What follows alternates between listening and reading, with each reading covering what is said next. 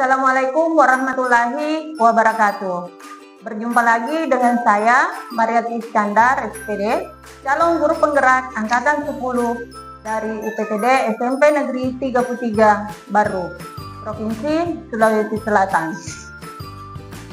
Kali ini saya tidak sendiri, saya ditemani oleh rekan sejawat saya, Ibu Hanaria SPD.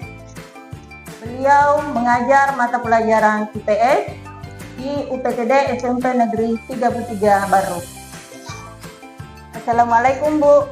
Waalaikumsalam warahmatullahi wabarakatuh. Bagaimana kabarnya hari ini, Bu? Alhamdulillah baik. Ya, hari ini kita adakan percakapan praobservasi. Sebelum nantinya saya akan amati jalannya proses pembelajaran yang Ibu lakukan di kelas. Ya, adapun tujuan diadakan supervisi ini adalah untuk mengetahui dan juga mengevaluasi jalannya proses pembelajaran yang Ibu lakukan.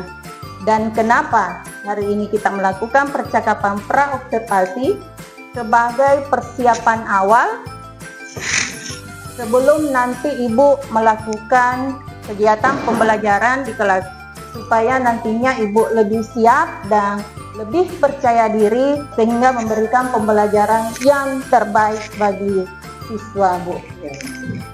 Ya, jadi di sini, Bu, ada beberapa pertanyaan yang ingin saya ajukan kepada Ibu.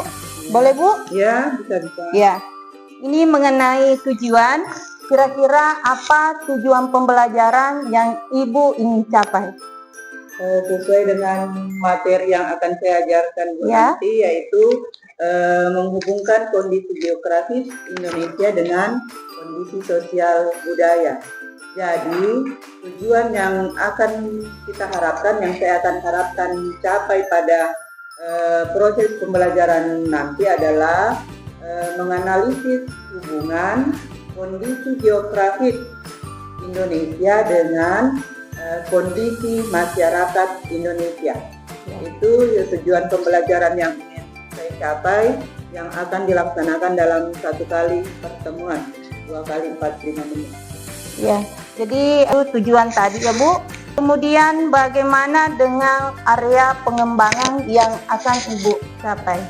Mengenai area pengembangan yang akan saya capai nanti, yaitu terdiri atas 2, yaitu pada ranah kognitif dan ranah keterampilan atau psikomotorik. Pada ranah kognitifnya yang akan saya capai, yaitu saya akan meminta atau akan mencapai, yang akan dicapai yaitu siswa dapat menjelaskan faktor-faktor yang mempengaruhi kondisi geografis bangsa Indonesia, yang mempengaruhi keadaan sosial budaya masyarakat Indonesia. Jadi kondisi geografisnya dihubungkan dengan kondisi masyarakatnya yang akan saya sampaikan. Jadi di sini ada 2 area pengembangan ya, Bu, yaitu kognitif dan keterampilan. Ya, keterampilan. Ya. Kemudian pertanyaan selanjutnya, bagaimana rancangan pembelajaran yang ingin Ibu lakukan itu baik dari strategi, metode, model pembelajaran yang Ibu gunakan? Mengenai strategi pembelajaran yang akan saya capai, yang saya akan gunakan terapkan nanti, yaitu mengenai metodenya yang akan saya gunakan, yaitu model pembelajaran PBL, program basic learning, yang akan dilaksanakan dengan cara berdiskusi dan tanya jawab. Kemudian media yang akan saya gunakan yaitu LCD, laptop, PowerPoint yang berisi gambar-gambar, dan juga ada video mengenai kondisi geografis Indonesia dan kondisi budaya masyarakat Indonesia. Ya, jadi di sini nantinya Ibu akan menggunakan metode problem based learning atau PBL, kemudian metode diskusi dan tanya jawab. Kemudian tadi media sudah Ibu sampaikan, yang digunakan itu adalah LCD, laptop, PowerPoint berupa gambar-gambar dan sebagainya. Oke. Oh iya Bu, ini kira-kira kapan Ibu akan melakukan kegiatan pembelajaran tersebut? Di hari apa, di kelas berapa, dan jam keberapa? Oh iya Bu, kebetulan besok ini ada jam pelajaran akan saya laksanakan materi ini, yaitu ada besok hari Kamis Ya. pada jam ke 5 setelah istirahat. Oh, jadi ya Bu. Jadi insya Allah ini besok saya akan masuk di kelas Ibu pada jam ke-5 dan ke-6. Iya. Saya akan mengamati jalannya proses pembelajaran yang akan Ibu lakukan di kelas ya Bu. Iya. Ya, jadi ini Bu, sebelum kita akhiri, apa kira-kira yang Ibu dapatkan dari perbincangan kita hari ini? Bagus sekali nih Bu, saya kira dengan perbincangan pra-observasi ini Ya. membuat saya lebih siap untuk mempersiapkan proses pembelajaran yang akan saya laksanakan nanti. Sebab dengan adanya pra-observasi saya bisa mempersiapkan juga, kemudian rancangan pembelajaran jadi sangat bermanfaat bagi saya. Oh iya Bu, jadi nanti Bu sampai ketemu di observasi kelas, kemudian nantinya juga ada pasca observasi dan nantinya juga akan dihadiri oleh pengajar praktek ya Bu. Oh iya. Ya, terima kasih atas waktunya Bu. Iya, sama-sama Bu. Baik, terima kasih untuk percakapan pra-observasi hari ini. Saya akhiri dengan wassalamualaikum warahmatullahi wabarakatuh. Waalaikumsalam warahmatullahi wabarakatuh. Sebelum belajar, saya mau tanya siapa yang tidak hadir. Akan laksanakan pada pembelajaran ini. Yang pertama Pak, tidak boleh ribut kalau ada yang bicara. Kalau ada temannya bicara, yang lain jangan ribut, jangan mengganggu temannya. Dan, sekarang kita mulai. Materi kita hari ini yaitu tentang proses geografis Indonesia yang mempengaruhi keragaman budaya. Proses geografis Indonesia atau kondisi geografis Indonesia yang mempengaruhi keragaman budaya. Nah, kita letak siapa yang tahu di mana letak geografis Indonesia? Terletak di mana? Letak geografis Indonesia. Terletak letak geografis Indonesia terletak pada Yuri dan letak pada dua benua dan dua samudra. Berarti ini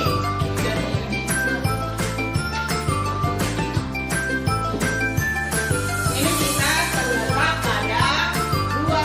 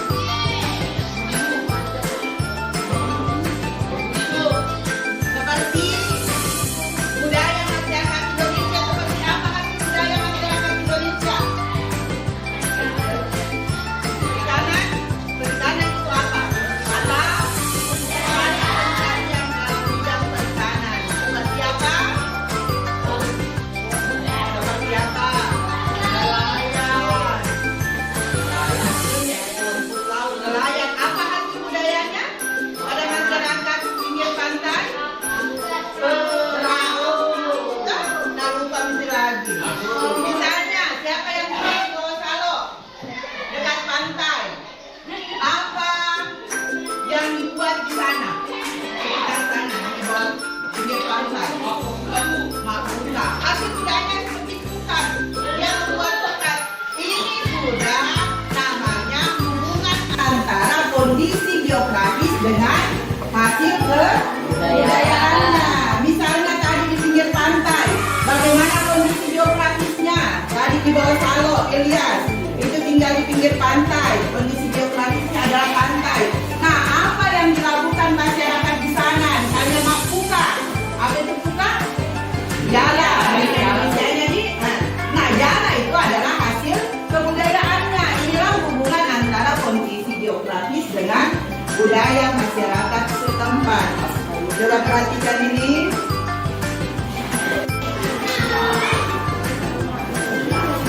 Nah, angkat tangannya. Siapa yang mau menceritakan apa yang kalian lihat pada video di atas?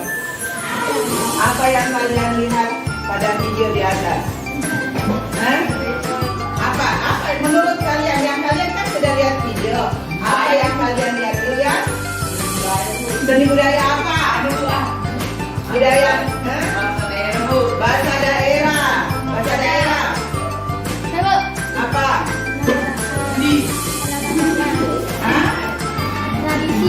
Tradisi. Apa lagi? Agama. Apa lagi?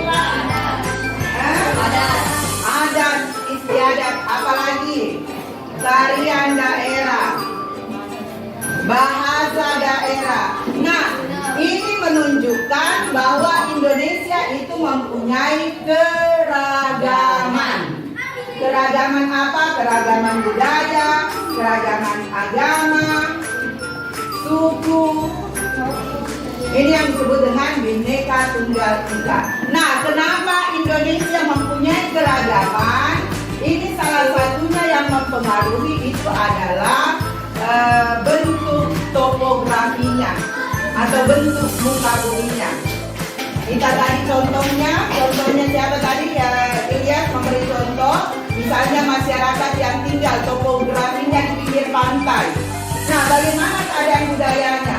Itu menyesuaikan dengan kondisi alamnya. Apa kata pencarian buku dan budaya? Ini hasil budaya di Madura para Parisaki.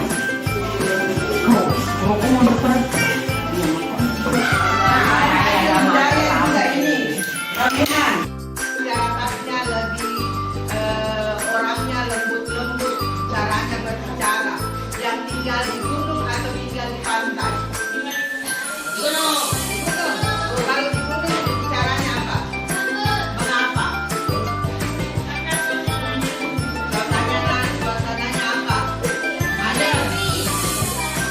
Tidak banyak orang. Berbeda kalau di pantai. Bekerja orang. Ya. Nah, sekarang berkelompok.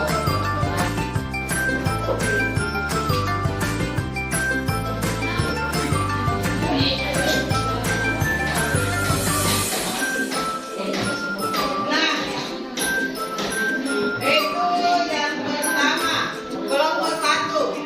Itu kita, itu ada kelompok satu. Wilayah Wiring Buluk. Bagaimana dia tinggal di sekitar perbukitan. Nah, kemudian kelompok dua, Banyuwangi dan sekitarnya. Nah, kelompok tiga, Bawah Salok dan sekitarnya. Kelompok empat, daerah Kalkalasi. Ini Bawah Salok. Sama Bawah Salok. Nah, yang kalian jawab, perhatikan. Yang kalian jawab, misalnya Wiring Buluk, bagaimana morfologinya? Terdiri atas bukit. Bagaimana suhunya? Panas atau dingin?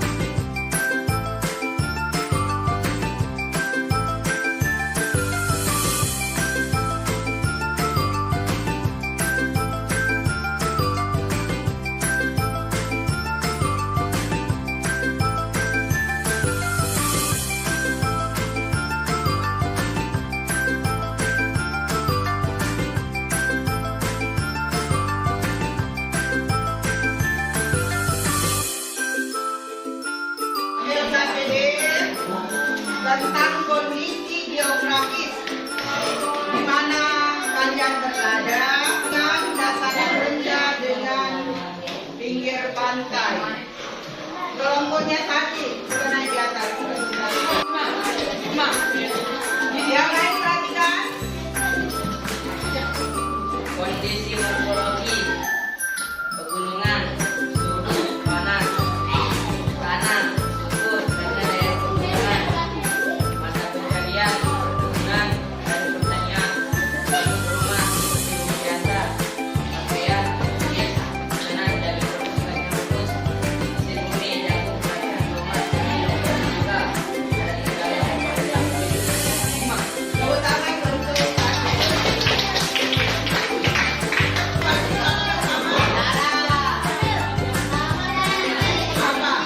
apa bedanya?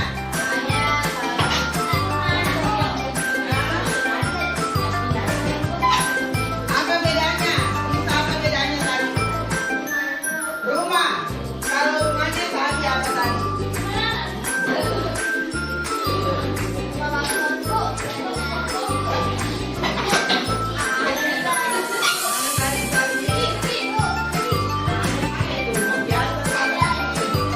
rumah kayu, Rumah kayu, rumah bambu. apa tujuannya? Mengapa rumah bambu? Supaya kita tidak terkena banjir karena berada di dataran tarik.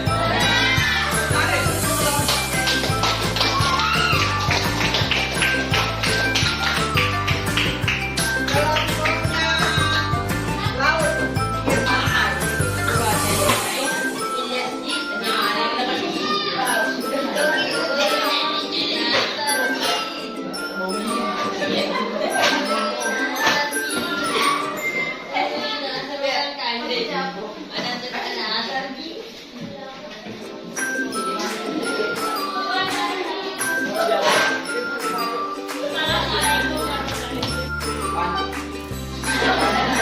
Atau lautan, suhu panas, tanah subur, mata pencarian, nelayan dan peternakan, bentuk rumah terbuka mempunyai banyak ventilasi, pakaian terbuat dari kain tipis, makanan, nasi, ikan kering dan minuman dingin seperti es kelapa, hasil bumi, ikan, padi dan kelapa, adat budaya,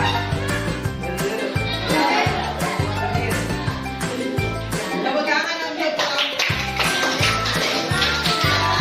kelompok ini bisa mewakili bagaimana kondisi morfologis mempengaruhi keadaan atau kondisi budaya masyarakat setempat. Diulangi bagaimana kondisi geografis atau morfologis bisa mempengaruhi keadaan budaya masyarakat setempat. Nah, siapa yang bisa menyimpulkan di sini? Bagaimana kondisi geografis dipengaruhi oleh apa saja? Jadi kondisi geografis misalnya dalam hal suasana, apanya lagi, makanannya, pakaiannya, perumahan, itu semua bisa mempengaruhi keadaan budaya masyarakat setempat. Kondisi geografis dihubungkan dengan budaya. Jadi apabila kondisi geografisnya pinggir pantai, maka budayanya akan berhubungan dengan keadaan pantai. Nah, bagaimana pembelajaran kita hari ini? Apakah menyenangkan?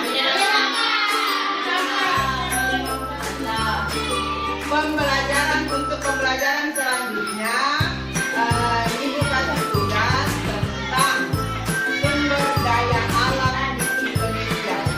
Apa-apa saja sumber daya alam yang ada di sekitar wilayah kita. Demikian, Assalamualaikum warahmatullahi wabarakatuh.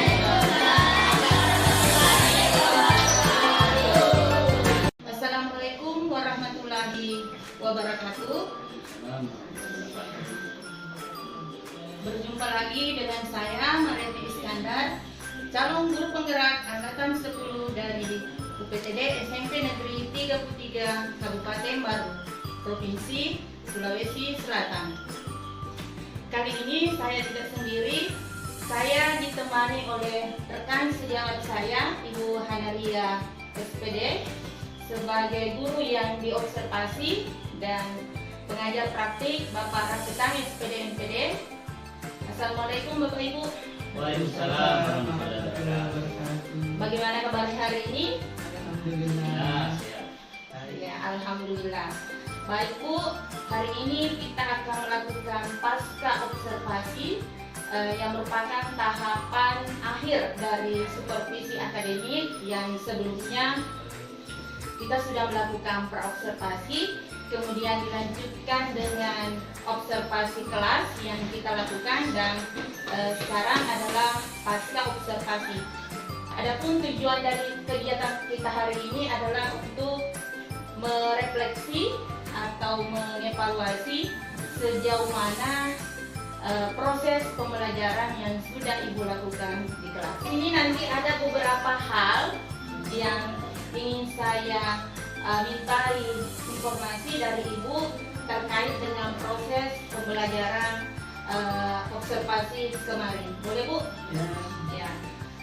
Terima kasih Bu. Untuk yang pertama, ini mengenai perasaan. Bagaimana perasaan Ibu terkait jalannya observasi kelas yang kita lakukan kemarin? Ya Bu, terima kasih. Sebelumnya saya mengucapkan terima kasih sebab sudah memilih saya sebagai observer yang diobservasi, dan ini mungkin mempunyai nilai tambah bagi saya untuk mengetahui di mana kelemahan saya, bagaimana cara saya untuk mengajar nanti selanjutnya. Nah, mengenai perasaan saya tentu berbeda dengan mengajar biasa. Ya. Kalau mengajar seperti biasa kan hanya ada saya di dalam kelas, sementara pada saat itu ada yang lain, Ibu sebagai yang mengobservasi, jadi mungkin ada perasaan yang lain, tetapi lama-lama itu bisa dihilangkan. Tapi secara keseluruhan alhamdulillah baik dalam mengajar. Ya, alhamdulillah ya Bu. Meskipun awalnya ada rasa-rasa yang lain-lain, tapi akhirnya bisa berjalan dengan baik. Oke, kemudian bisa diceritakan kembali Bu area pengembangan yang dilakukan di kelas, langkah-langkah tahapan pembelajaran yang sudah Ibu lakukan. Ya, terima kasih Bu. Mengenai tahapan pembelajaran yang saya lakukan itu sesuai dengan modul ajar yang saya buat. Jadi sesuai dengan modul ajar yang saya buat itu tahapannya disesuaikan dengan model yang saya gunakan pada saat itu, yaitu model problem basic learning, di mana pada awalnya didahului dengan pendahuluan, kemudian kegiatan inti dan penutup. Nah, pada pendahuluan ini di sini saya memberikan introspeksi kepada peserta didik, misalnya dengan memberikan pertanyaan-pertanyaan yang berhubungan dengan materi. Kemudian saya juga memotivasi peserta didik dalam pembelajaran, misalnya dengan pada saat itu memperlihatkan gambar-gambar yang berhubungan dengan tujuan pembelajaran yang akan dicapai.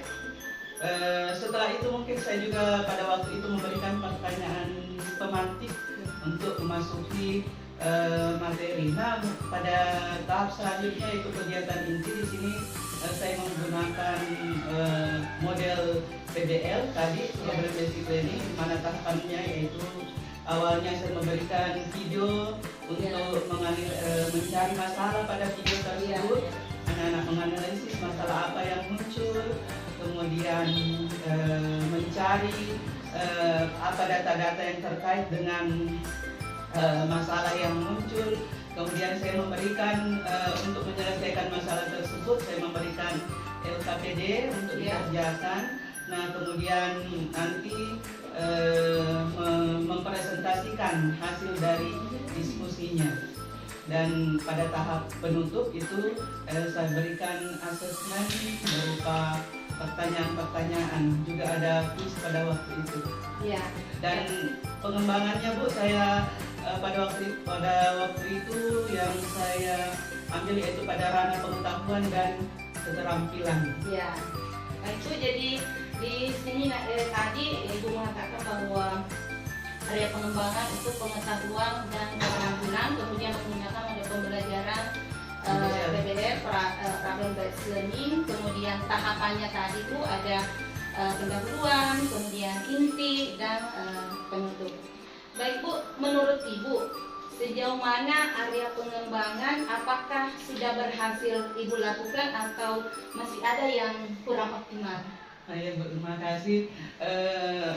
Walaupun menurut saya sudah semaksimal mungkin saya memberikan pelajaran, memberikan kegiatan pembelajaran kepada peserta didik, tetapi ada saja yang dalam pelaksanaannya ada saja yang terjadi. Misalnya ada yang anak-anak siswa yang tidak fokus, ada yang bermain.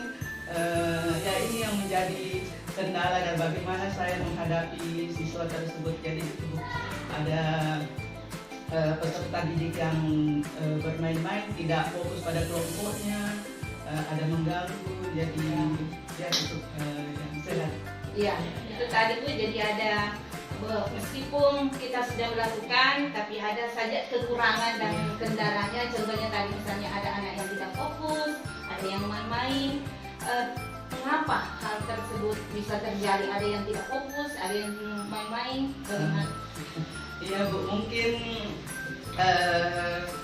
yang saya gunakan pada waktu itu hanya satu saja, misalnya saya fokus pada tidak ada yang namanya sekarang kan berdiferensiasi. Saya hanya fokus pada pembelajaran yang satu macam saja, mungkin tidak mengikuti gaya belajar yang dia suka. Misalnya yang sering bermain, mungkin kedepannya mungkin nanti gaya saya mengajar tidak sesuai dengan gaya belajar yang dia suka.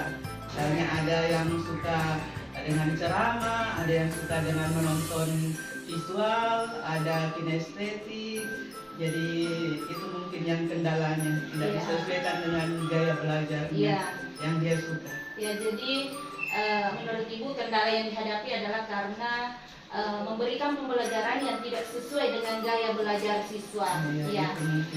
Kemudian apa rencana Ibu ke depannya? Ya, rencana saya misalnya tadi dengan ada siswa tadi kan yang bermain saja, mungkin saya akan memberikan kegiatan pembelajaran dengan cara bermain, atau ada sekarang namanya itu pembelajaran berdiferensiasi. Saya membagi kelompok, mungkin kedepannya saya membagi kelompok, ada yang visual, ada audiovisual, ada yang kinestetik. Itu nanti kedepannya mungkin saya melakukan pembelajaran dengan cara berdiferensiasi.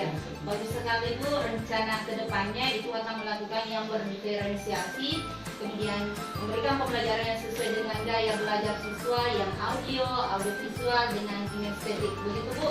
Iya. Ya, mudah-mudahan bisa terlaksana kedepannya. Ya, jadi kapan Ibu akan melakukan perubahan terkait dengan rencana yang Ibu sampaikan tadi? Mengenai kapan ya mungkin pada pembelajaran selanjutnya akan saya laksanakan. Mungkin kalau setelah nanti kita melaksanakan ini karena nanti ini akan ada ulangan tengah semester, setelah itu mungkin saya akan melakukan pembelajaran yang sesuai dengan gaya belajar siswa. Saya membuat modul yang sesuai dengan gaya belajar siswa. Ya, bagus sekali Bu, karena akan dilakukan secepatnya, akan melakukan perubahan yang sekecil apa itu akan lebih baik. Intinya memberikan pembelajaran yang terbaik bagi murid, karena ini untuk kepentingan murid dan murid. Ya, baik Bu, terima kasih atas jawabannya. Terima kasih juga waktu luangnya untuk melakukan percakapan ini. Demikianlah percakapan pasca observasi hari ini. Saya ucapkan wabillahi taufiq wal hidayah. Wassalamualaikum warahmatullahi wabarakatuh. Waalaikumsalam warahmatullahi wabarakatuh.